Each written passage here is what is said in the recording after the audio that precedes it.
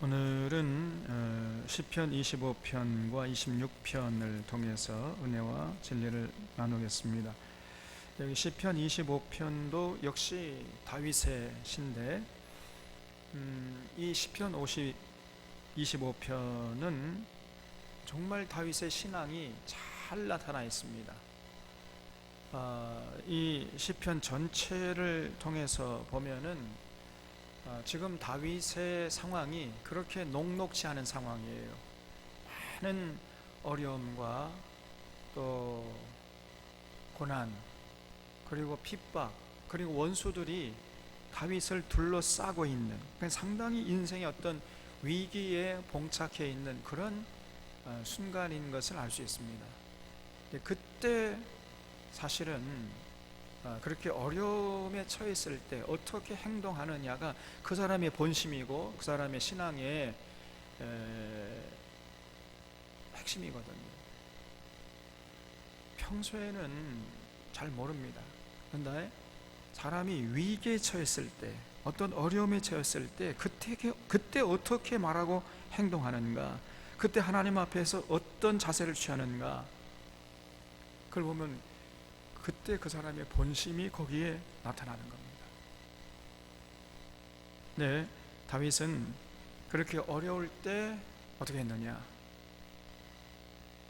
여기 25편 1절 보면요, 여호와여 내 영혼이 주를 우러러보나이다 그랬어요.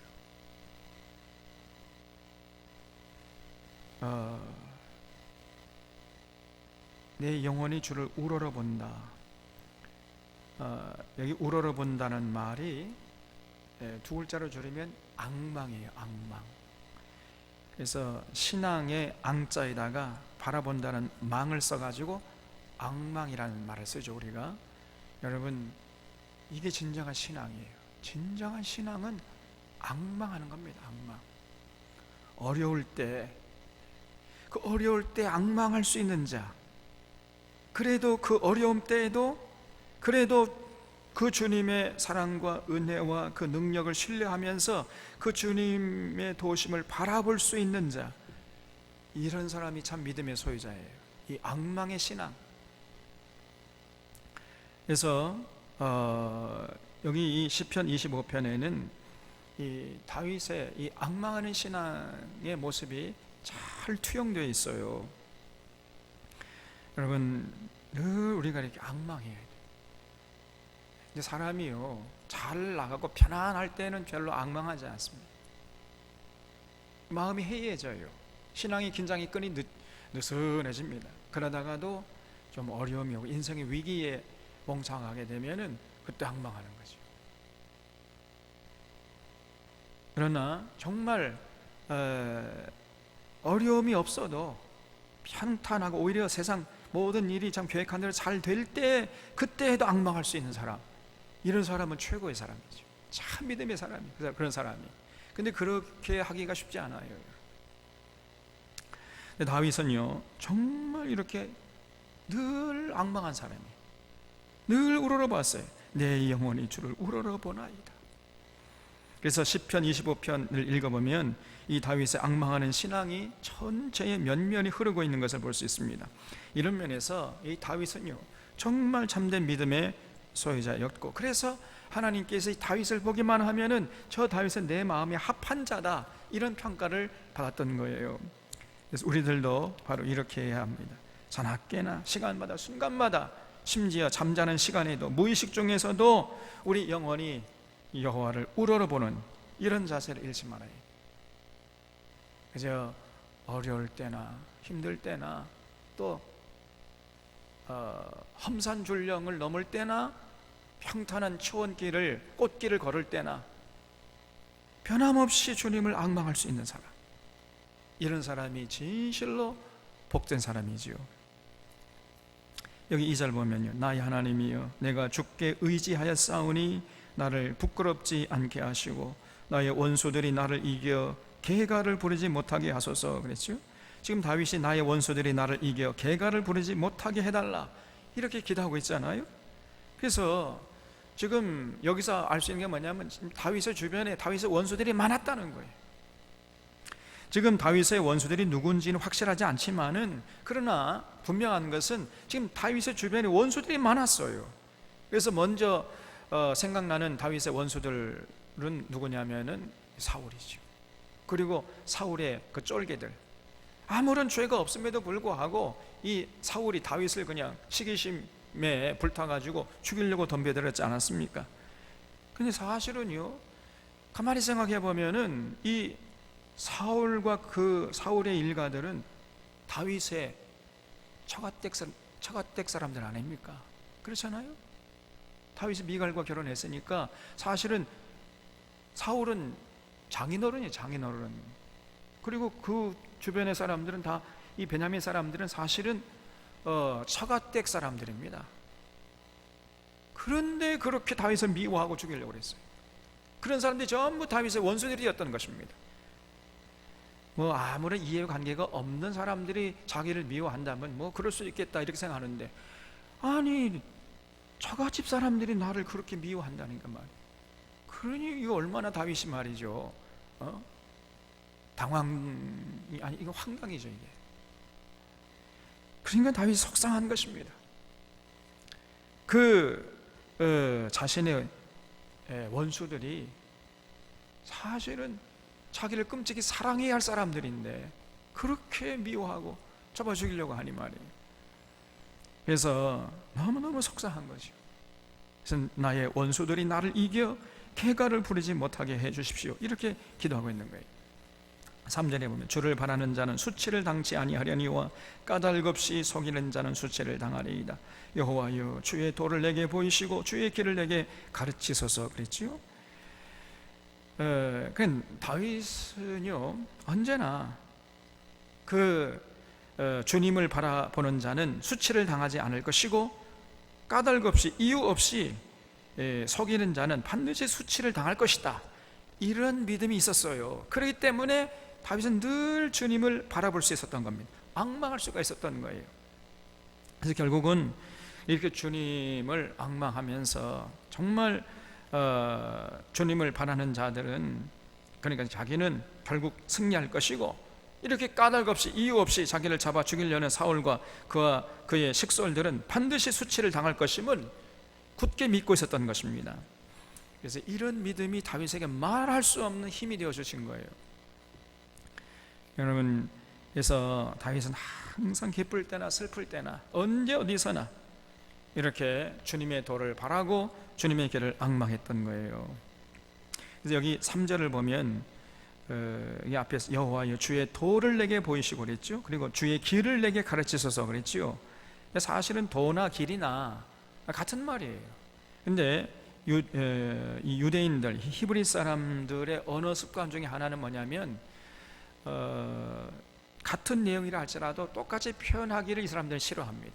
똑같은 내용을 자꾸 다르게 표현하는 이런 데 아주 익숙한 사람들이 바로 유대인들이에요. 그래서 여기 사실은 주의 도, 그 다음에 주의 길, 이렇게 달리 표현했지만은 사실은 똑같은 얘기예요. 도라는 말이 히브리 말로 때레크라는 말인데, 이거는 길은 길인데 조금 더 큰 길. 그러니까 뭐라면 옛날에 신장로라면 신장로가 큰 길이죠. 그러니까 대로를 말하는 게 때라크라는 것은 대로. 그리고 그에 비해서 여기 뒤에 나오는 길이라는 것은 길은 길인데 조금 작은 길, 쉽게 말하면 오솔길, 이런 길에 해당한다고 볼 수 있습니다.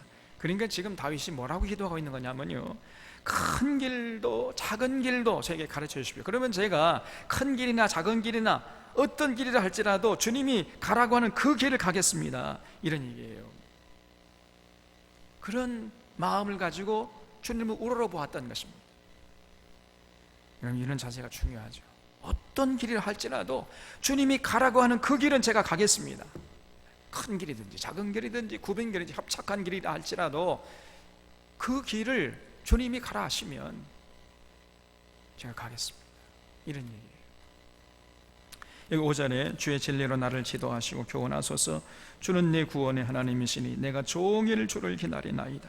여호와여 주의 긍휼하심과 인자하심이 영원부터 있었사오니 주의 이것들을 기억하옵소서. 여호와여 내 젊은 시절의 죄와 허물을 기억하지 마시고 주의 인자하심을 따라 주께서 나를 기억하시되 주의 선하심으로 하옵소서.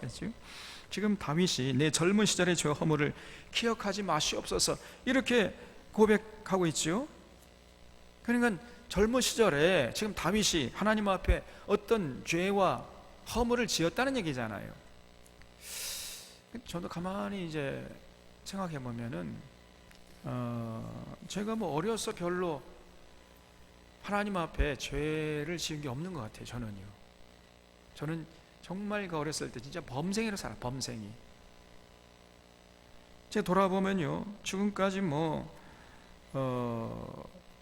하나님 앞에 무슨 마음을 아프게 하는 짓을 거의 하지 않은 것 같아요. 제가요.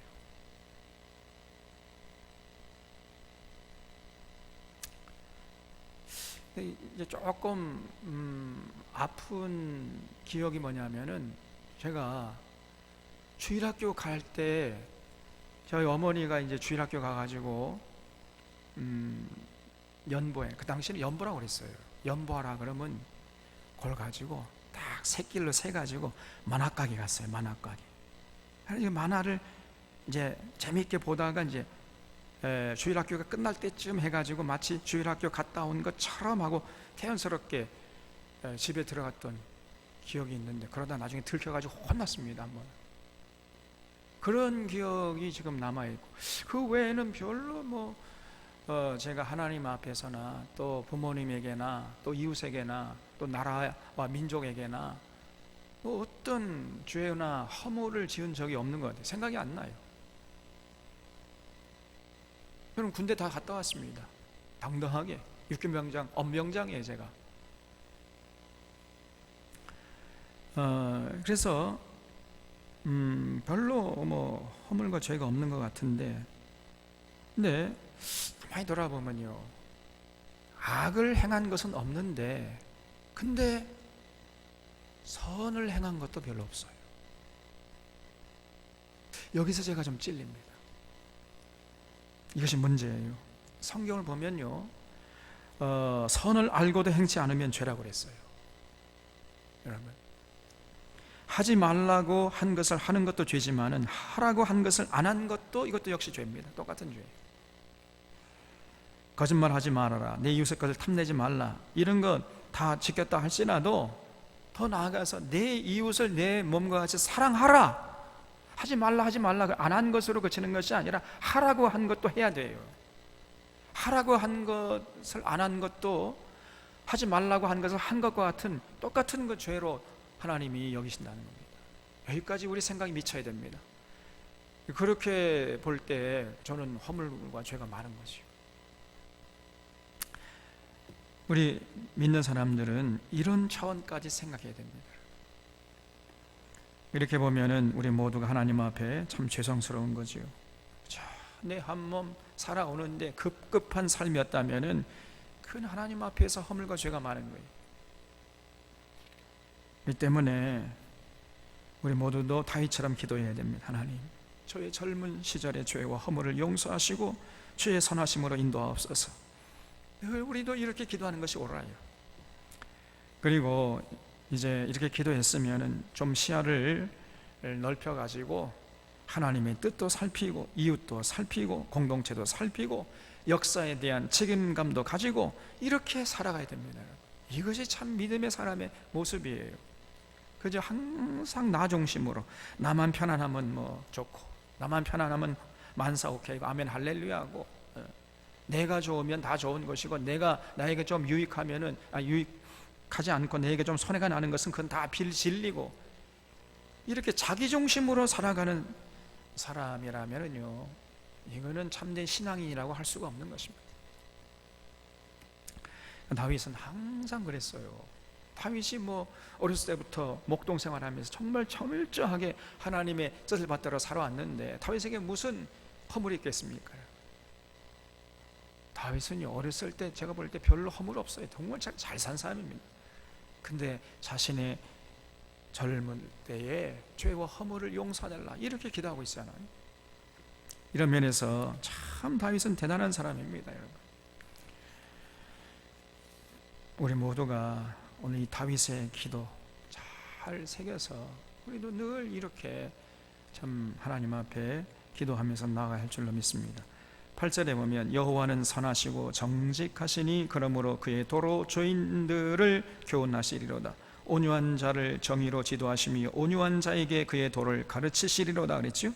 거기 온유한 자를 정의로 지도하시며 온유한 자에게 그의 도를 가르치시리로다. 거기 줄쳐보세요. 이 말이 정말 중요한 말입니다. 이 말씀이 정말 진리 중의 진리예요. 여기 온유하다는 말이 히브리 말로 아나브라는 단어인데, 이 말은요 사실은 가난한 자, 겸손한 자 이런 뜻이에요. 여러분, 가난한 자가 온유한 거죠. 가난하게 되면요 온유하게 돼 있어요. 가난한데 교만할 수 있습니까? 가난하게 되면 겸손할 수밖에 없어요. 가난하게 되면은 겸손하면 또 이제 온유가 되는 거죠. 그래서 가난과 겸손과 온유, 이거는 전부 연결되어 있는 겁니다.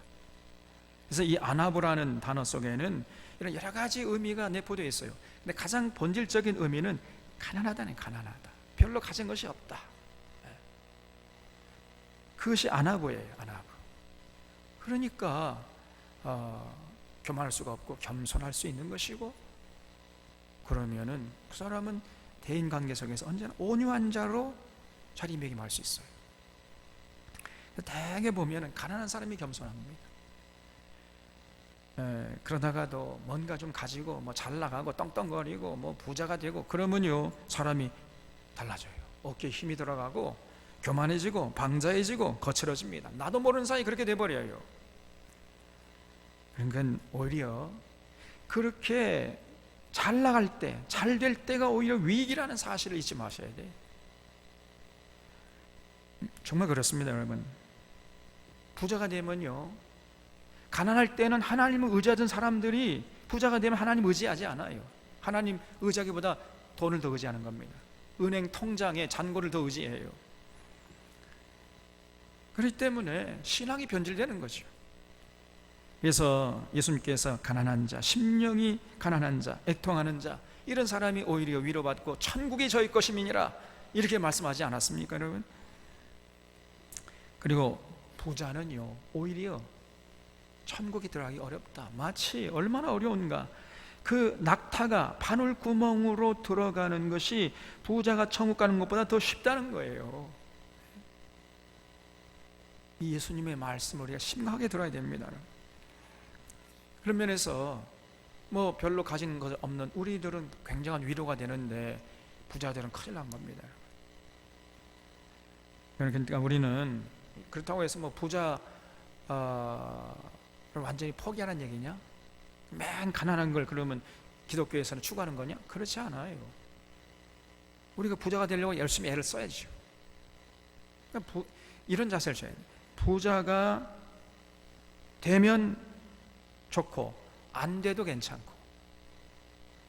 아멘이십니까? 세상이 왜 이렇게 조용해요? 부자가 삶의 목표가 아니에요. 여러분, 부자가 되는 게 삶의 목표를 둔다면은 그 사람은 이미 망한 사람입니다. 여러분, 우리가 먹기 위해서 삽니까? 살기 위해서 먹습니까?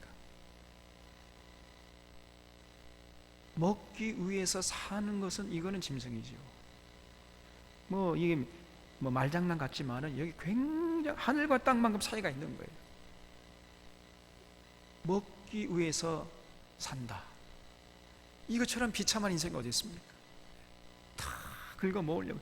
그 삶의 목적이 그냥 돈 버는 거예요, 돈. 이렇게 사는 사람은 이거는 개되지만도 못한 사람 아닙니까? 사람이 되어가지고 우리는 여러분 살기 위해서 먹어야 할 줄로 믿습니다. 우리가 뭔가 보람된 일을 하기 위해서 이것저것 하고 그 다음에 그 부수적으로 좀 물질이 생기면 좋은 것이고 그렇지 않아도 괜찮고 늘 이런 자세를 취해야 돼.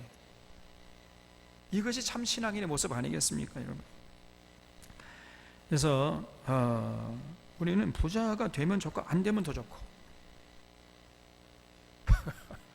이래도 좋고 저래도 좋고, 이런 자세를 잃지 말아야 돼요. 근데 여러분, 사실 우리가 부자가 되려면요, 이게 쉬운 일이 아닙니다. 좀 이웃의 어려움도 외면해야 되고요, 마음도요 강팍해져야 돼요. 그래야 부자가 될 수 있는 거예요. 이런 마음이 여린 사람은 절대 부자가 될 수가 없어요. 정말 하나님 앞에서 정직하게 성실하게 하나님의 뜻을 받들어 살려고 하는데 부자가 될 수 있다고요? 그럴 수 없습니다, 여러분. 그래서 성경에 말하기를 부하려 하는 사람들은 여러 가지 근심으로서 자기를 찌르는도다 그랬어요. 자기를 찔러요. 그냥 스스로 자기 보담을 파는 거예요. 그래서 항상 우리가 부자가 되려는데 목적을 두면 안 돼. 거기에 초점을 두면 그 사람 망하는 사람이에요. 이 땅에 사는 동안 내가 하루를 살더라도 어떻게 하면 가치 있는 삶을 살 것인가, 어떻게 하면 하나님의 뜻을 받들다가 하나님이 갈 것인가, 여기에 초점을 맞춰야지. 그러면 하나님께서 때를 따라서 사람도 보내주시고 뭐 또 부하기도 하고 뭐 가난하기도 하고 뭐 그런 것들은 본질이 아니에요. 그것은 변수지. 결정적으로 우리의 삶을 결정짓는 그런 상수가 될 수가 없단 말이에요. 그래서 여러분, 항상 우리의 삶의 목적, 부하려는 데 두면 안 돼요. 부하려고 하지 않는 것이 좋습니다. 오히려 부하려고 하지 않았는데 재물이 주어진다면 그건 좋은 거 아닙니까? 그럼 부하려고 하지 않았기 때문에 재물이 생기면요, 그거 가지고 좋은 일 많이 하겠지요? 지금 박원순 시장, 서울시장을 뭐 그냥 이리 물어뜯고 저리 물어뜯고 하는 사람, 박원순 시장처럼 산 사람이 있으면 나오라고 그러세요. 제가 볼 때 대한민국에 아무도 없을 겁니다. 박원순 시장 그 지금 들어보니까요, 서울시장을 10년 정도 했잖아요. 그런데 빚만 7억 정도 남기고, 빚만, 집 한 채가 없습니다.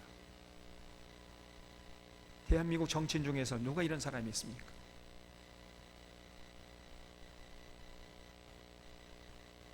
그는 시장으로서 권력이 생기고 또 뭐 돈도 많이 생겼겠죠. 그럼 그 모든 것을 이 시민 사회에 다 기부했어요. 기부한 것을 따져보니까 한 32억 정도가 된답니다. 자기 집은 한 집도 없어요. 한 채도 없고 빚만 7억을 남기고 왔어요. 그래서 지금 일각에서는 우리가 10,000원씩 내자, 10,000원씩. 10,000원씩 몇 명을 내면 됩니까? 7만 명이 내면 7억이 된다는 거예요. 7만 명 우리가 모을 수 있지 않냐. 지금 그런 운동도 벌어지고 있는 것 같아요. 그리고 지금 빨리 섣불로 입을 놀리면 안 돼요. 지금 아무것도 밝혀진 게 없잖아요. 비난을 하더라도 나중에 사건의 실체적인 진실이 일어났을, 다 밝혀졌을 때 그때 비난이 늦지 않아요. 왜 그렇게 사람들이 성급하고 모질이들이 많은지 모르겠습니다. 세상이 아주 무서워요. 박원순 시장처럼 산 사람이 있으면 나와라. 그런 사람은 그 사람을 비난하라고 그러세요. 온갖 정치적인 정쟁으로 날이 새는지도 모르고 그렇게 살면서 자기 뱃속을 챙긴 자들이 더 혈안돼 가지고 저렇게 난리 법석을 떨고 있습니다.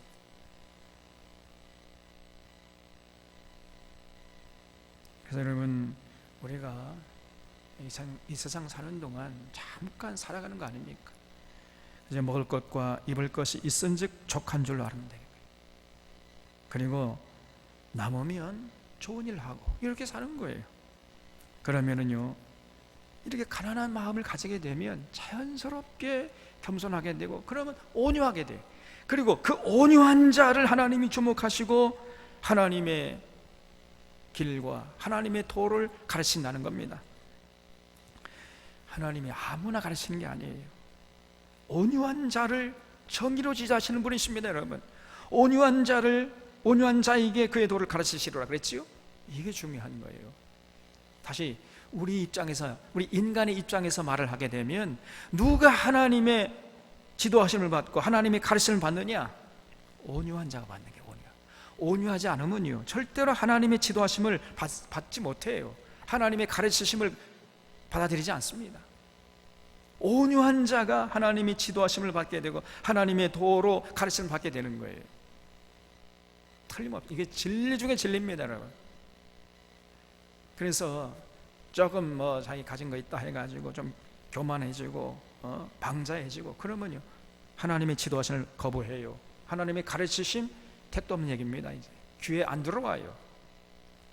그래서 여러분 온유한 자의 모습을 견지하는 것, 이것처럼 중요한 게 없어요.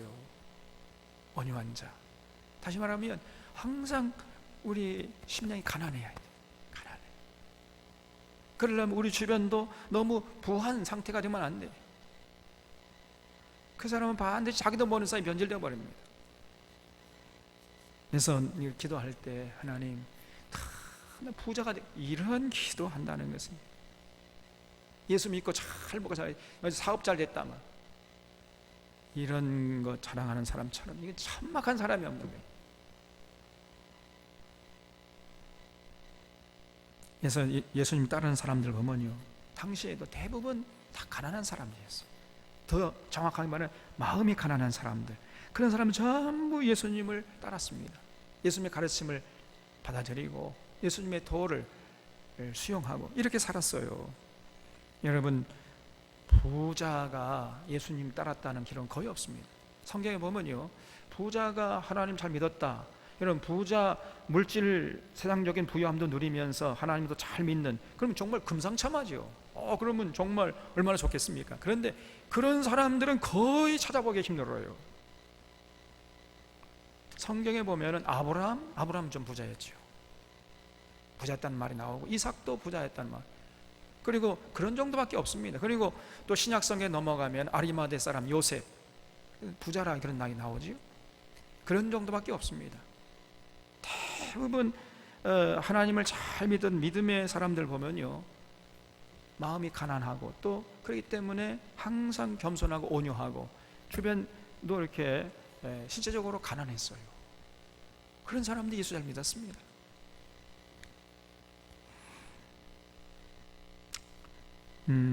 근데 지금 다윗이 이렇게 기도했잖아요.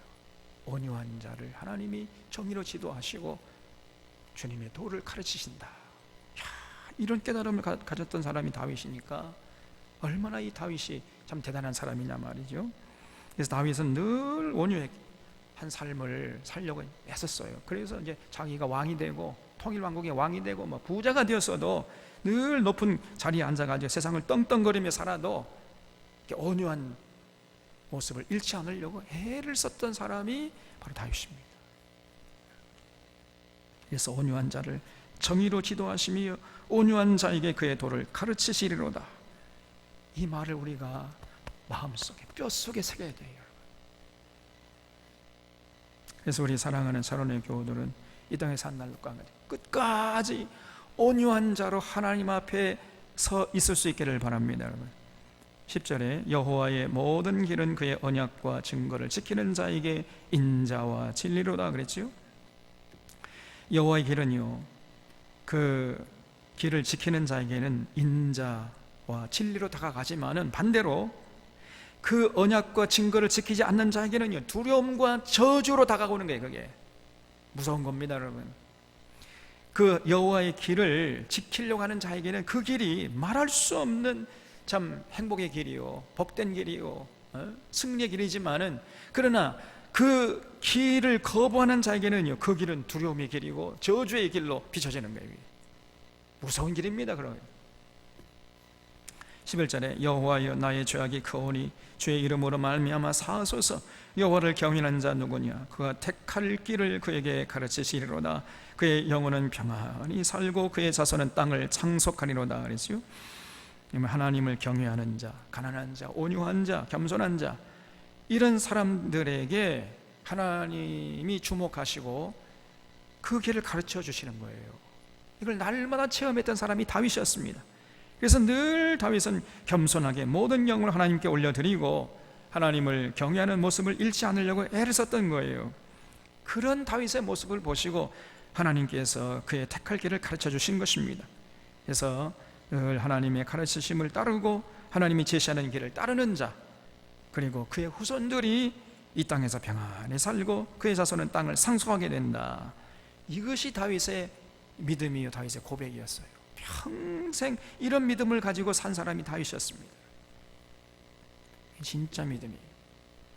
14절에 여호와의 친밀하심이 그를 경외하는 자들에게 있으며 그의 언약을 그들에게 보이시리로다 그랬죠. 여러분, 이 구절도 줄치시고요, 옆에다 별표 3개 그냥, 그리고 암송해야 돼. 여호와의 친밀하심이 누구에게 있다고요? 그를 경외하는 자, 다른 말로 바꾸면 앙망하는 자, 늘 여호와를 우러러보는 자, 그에게 여호와의 친밀하심이 있는 거예요. 이게 변치 않는 진리 중에 진리입니다. 여호와 하나님이 누구에게 늘 마음을 쏟아붓고 늘 누구에게 그의 얼굴을 향하겠습니까? 여러분, 다른 사람에게가 아니고 하나님을 전적으로 신뢰하고 사랑하고 그분의 뜻을 받들어 살려고 하는 자에게로 향합니다. 여러분, 이거는 영원히 변치 않는 진리 중에 진리예요. 그래서 여호와의 친밀하심이 누구에게 있는가? 그를 경외하는 자들에게 있는 거예요. 그를 경외하는 자, 아무에게나 여호와의 친밀하심이 함께 하지 않습니다. 여러분, 하나님의 친밀하심이 그렇게 값싼 게 아니에요. 정말 여호와의 친밀하심이라는 것은 다 하나님의 뜻을 받들려고 하고 하나님 사랑하고 신뢰하고 하나님의 뜻대로 살려고 하는, 한마디 말해서 하나님을 우러러보는 사람, 하나님을 앙망하는 사람, 이런 자에게 여호와의 친밀하심이 함께 하시는 거예요. 15절에 내 눈이 항상 여호와를 바라보이죠. 항상 앙망하는 거예요. 앙망. 계속해서 이 앙망이라는 그 내용이 사실은 풀어서 여기 나오고 있어요. 내 말을 그물에서 벗어나게 하실 것이미로다. 주여, 나는 외롭고 괴로우니 내게 돌이키사 나에게 은혜를 베푸소서 그랬어요. 그러니까 아마 이때는 사울의 칼날을 피해 다니는 어려운 때라고 볼 수가 있잖아요. 그런데 다윗은 그 위기의 순간에도 하나님을 앙망했어요. 우러러 바랐습니다. 항상 내 눈이 여호와를 바라봤다는 거예요. 오늘 죽을지 내일 죽을지 모르는 그 위기의 순간, 절대절명의 위기의 순간에도 다윗은 여호와를 앙망했어요. 편안할 때 앙망한 게 아니라 사망의 음침한 골짜기를 다니면서도 여호와를 앙망한 사람이 다윗입니다. 여러분, 우리 산원의 교우들이 이런 다윗의 모습을 본받을 수 있기를 바랍니다. 17절에 내 마음에 근심이 많사오니 나를 고난에서 끌어내소서. 나의 곤고와 환난을 보시고 내 모든 죄를 사하소서 그랬어요. 여러분, 이 다윗이 내 모든 죄를 사하소서 그랬죠. 그러니까 다윗도요, 때로 하나님 앞에 허물이 많았어요. 다윗이 완전한 사람이 아닙니다. 여러분, 잊지 말아요. 완전한 사람만 하나님을 앙망할 수 있다, 이것처럼 잘못된 생각이 없는 거예요.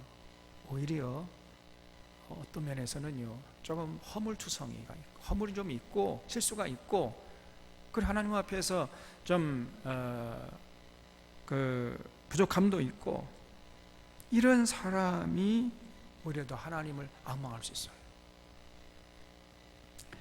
이런 존 뉴턴 목사님이라는 분이 계시는데, 그분이 젊을 때 어떤 짓을 했나? 인신매매범이었어요. 인신매매범. 흑인을 잡아다가 노예로 이제 제1세계 서양 세계에다가 갖다 파는 짓을, 이런 악한 짓을 한 사람이 존 뉴턴이었습니다. 그러다가 이 사람이 회심해서 자기의 죄가 얼마나 큰가 하는 걸 깨닫고 하나님께 전적으로 돌아와가지고 평생 이제 하나님 일을 하면서 살아가지고 뉴턴 목사님이 됐는데, 이분이 자기의 신앙 간증을 시로 써가지고 노래를 만든 게 그 유명한 나 같은 죄인 살리시, 그 노래예요. 아마 찬송가 중에서 지금 전 지구상에서 가장 많이 사람들에게 사랑받는 찬송가가 있다면요, 그 찬송가일 겁니다. 나 같은 죄인 살리시, 주군의 놀라. 이 뉴턴 목사님은요, 자기가 젊었을 때 많은 죄를 지었다, 이런 경험 때문에 늘 죄의식을 가지고 하나님, 그렇기 때문에 더더욱 하나님을 앙망할 수 있었습니다. 하나님 다 우러러봤어요. 여러분, 아무 흠도 없고 점도 없는 사람은 사실 세상에 없잖아요. 근데 만약에 있다 하더라도 그런 사람은요, 교만할 수 있습니다. 자기 어느 순간에. 근데 욥도 바로 그런 경우에 해당하잖아요. 그리고 자기는 한 번도 실수하지 않았기 때문에 또 실수하는 사람들, 부족한 사람들, 허물이 많은 사람들 보면 이해를 못할 거예요. 함부로 판단하고 정죄하고 막 이렇게 될 가능성이 많아요. 바리새인들이 바로 그런 사람들이거든요. 바리새인들은 진짜로 점도 없고 흠도 없이 살려고 애를 쓴 사람들입니다, 여러분. 그러다 보니까 그렇게 살지 않는 사람 보면요, 견디지를 못하는 거예요. 그냥 함부로 판단하고 정죄하고 막. 예수님도 막 판단하고 정죄하려고 이렇게 나왔던 거예요. 그래서 여러분, 뭐 그렇다고 해서 우리가 뭐 억지로 흠을 하나님 앞에서 허물을 가지고 죄를 지라 그런 얘기가 아니고, 여러분, 오히려 우리에게 허물과 죄가 있을 때 하나님을 앙망할 수 있는 좋은 기회가 된다는 거예요. 베드로가 예수님 3번씩이나 모른다고 잡아뗐잖아요. 그러다가 나중에 회개하고 돌아와서 그때 베드로는 평생 하나님을 앙망하고 살 수 있었습니다. 그리고 바울도 젊었을 때 뭐 예수 믿는 사람들 다 잡아다가 감옥에 쳐넣는 짓을 했잖아요.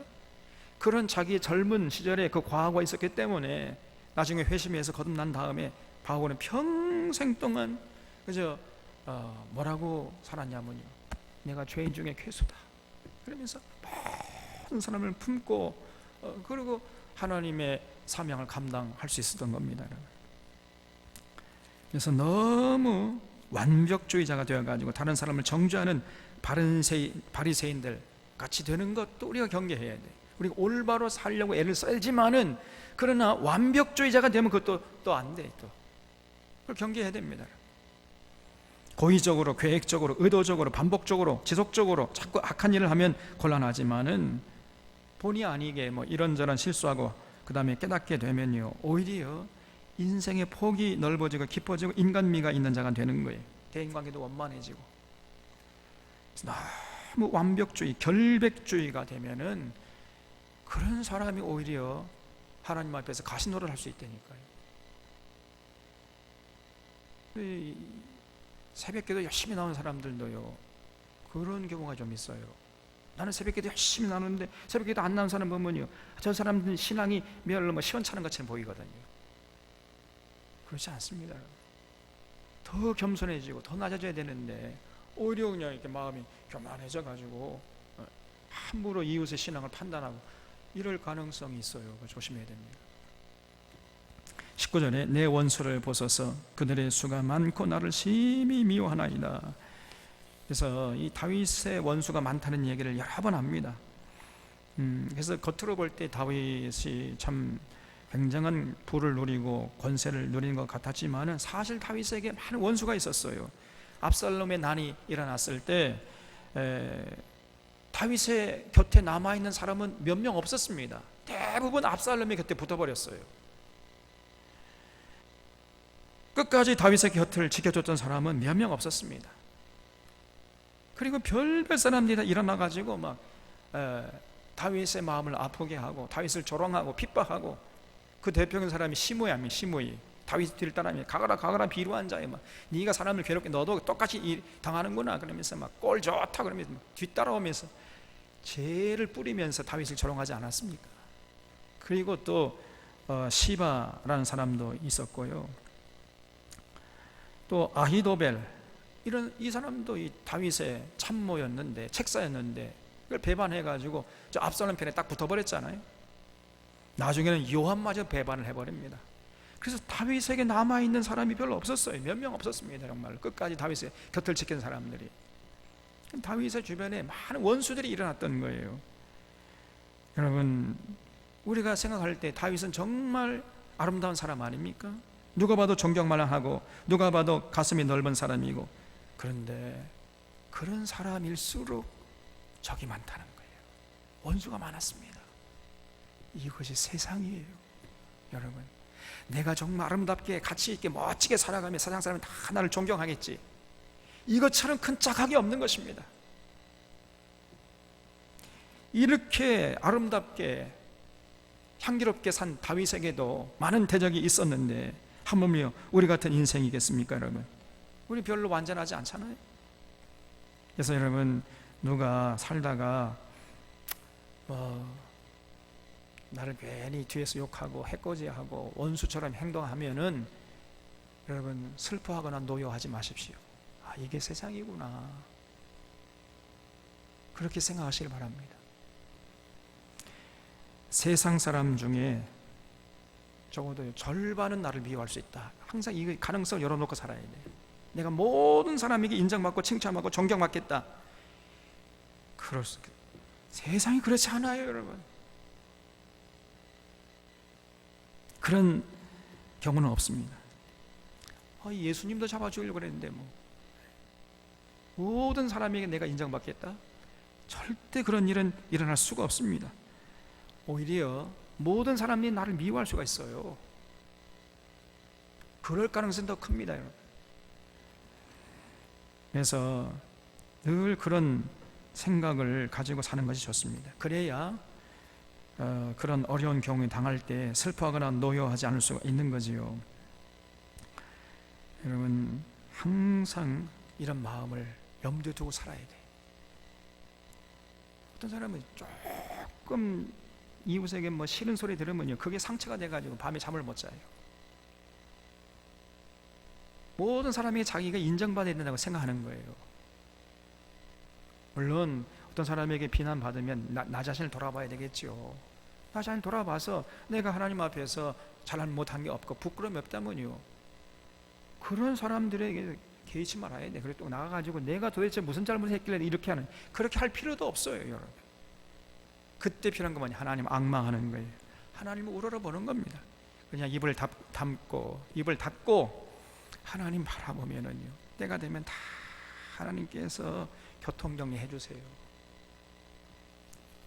이것이 참 믿음의 사람의 모습인 것입니다. 저도 지금 돌아보면요, 참 감사한 것 뿐이에요. 지금 벌써 우리가 5년째 되는데 그 당시만 해도 제게 들려오는 소리가요, 이거 귀에 담을 수 없는 소리가, 온갖 소리가 들려왔습니다. 그때 생각하면 내가 어떻게 그걸 이겨냈나.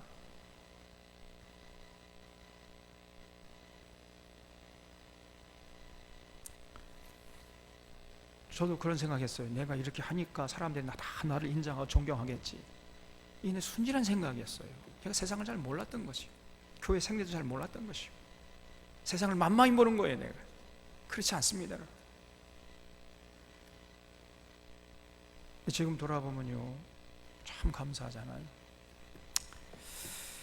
이렇게 참 여러분과 같이 서로 사랑하고 존경하면서 신앙생활하고 한 교회를 이루는 것, 이게 참 행복해요. 지금 별별 소리 다 들을 때는 정말 억울하고 사람들이 미워졌어요.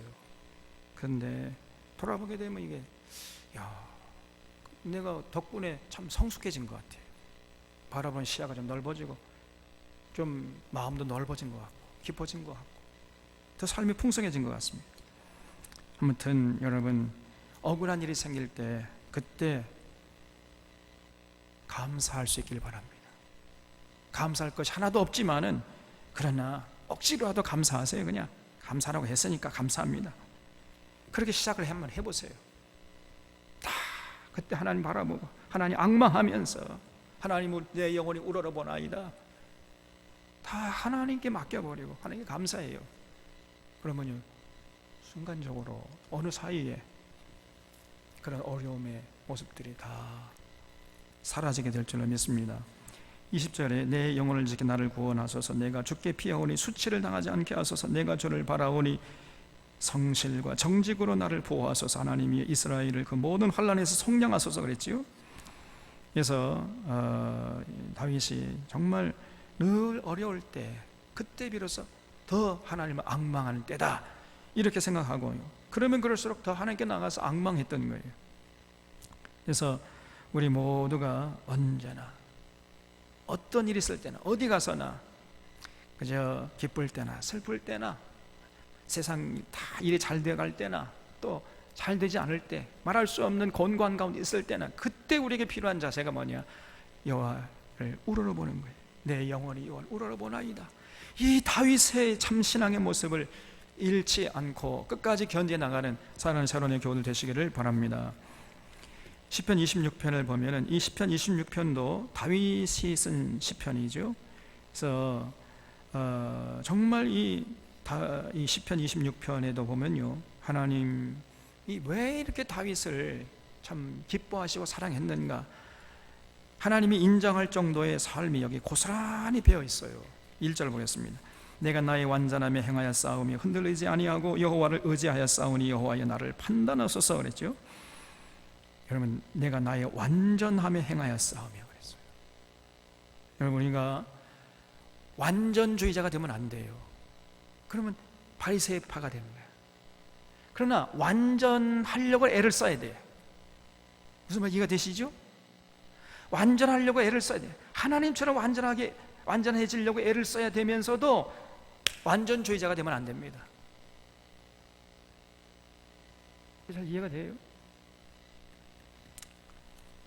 그래서 다윗이 이렇게 참 성숙한 삶을 살았습니다. 그렇기 때문에 하나님 저를 판단해 주시옵소서, 나를 평가해 주시옵소서 이렇게 기도하고 있잖아요. 그러니까 지금 다윗의 눈은요, 다윗의 귀는 하나님을 향해 열려 있었던 거예요. 사람들이 나를 뭐라고 하는가, 사람들의 평가가 어떤가, 여기에 다윗의 눈과 귀가 가 있는 것이 아니라 하나님이 과연 나를 어떻게 보고 평가하실까, 이것이 다윗의 관심사였습니다. 여러분, 사람의 평가는요 조변석계예요. 조변석계. 아침 다르고 저녁 다릅니다. 사람의 평가에 일희일비하는 사람은 그 부평초 같은 인생이에요. 그냥 절대로 그 어리석은 사람입니다. 하나님이 과연 나를 어떻게 생각하실까, 하나님이 나를 어떻게 평가하시는가, 항상 거기에 관심을 가지고 거기에 귀를 기울이는 거예요. 그래서 이런 모습 우리가 절대로 잃지 않을 수 있기를 바랍니다. 2절에 보면 여호와여 나를 살피시고 시험하사 내 뜻과 내 양심을 단련하소서 그랬지요. 항상 그 다윗의 중심에 뭐가 있는가, 하나님이 인정하실 정도로 내 뜻과 내 양심이 단련되어 있는가, 이걸 생각했다니 다윗은요. 그래서 그런 삶을 통해서 결국 하나님의 영광을 위해서 헌신하려고 애를 썼던 것입니다. 우리가 이런 수준으로 나가야 돼요. 하나님 나를 살피시고 나를 시험해 주세요. 혹시 내 생각과 내 뜻과 내 양심이 하나님 보실 때 어떠하신지, 하나님께서 요구하신 수준에 내가 지금 맞춰지고 있는지, 그 정도까지 지금 성장하고 성숙해지고 있는지, 이거를 좀 살펴주시옵소서. 그래서 나를 단련해 주시옵소서. 이렇게 기도하고 있어요. 여러분, 이 다윗 대단하지 않습니까? 다윗의 기도와 우리의 기도를 한번 비교해 보세요. 여호와의 나를 살피시고 시험하사 내 뜻과 내 양심을 단련하소서. 우리 모두가 이렇게 기도할 수 있기를 바랍니다. 3절에 주의 인자하심이 내 목전에 있나이다. 내가 주의 진리 중에 행하여 허망한 사람과 같이 앉지 아니하였사오니 간사한 자와 동행하지도 아니하리이다. 내가 행악자의 집회를 미워하오니 악한 자와 같이 앉지 아니하리이다. 그랬죠? 여기 허망한 사람과 같이 앉지 아니하였사오니, 줄쳐 보세요. 허망이라는 단어, 이 개념을 잘 알아야 됩니다. 여러분, 허망한 사람이 어떤 사람이에요? 제가 늘 말씀드리지만은 로마서 1장 21절에 보면은요, 하나님을 알되 하나님을 영화롭게도 아니하며 감사치도 아니하고 오히려 그 생각이 허망하여지며, 이런 단어가 나와요. 허망하여진다.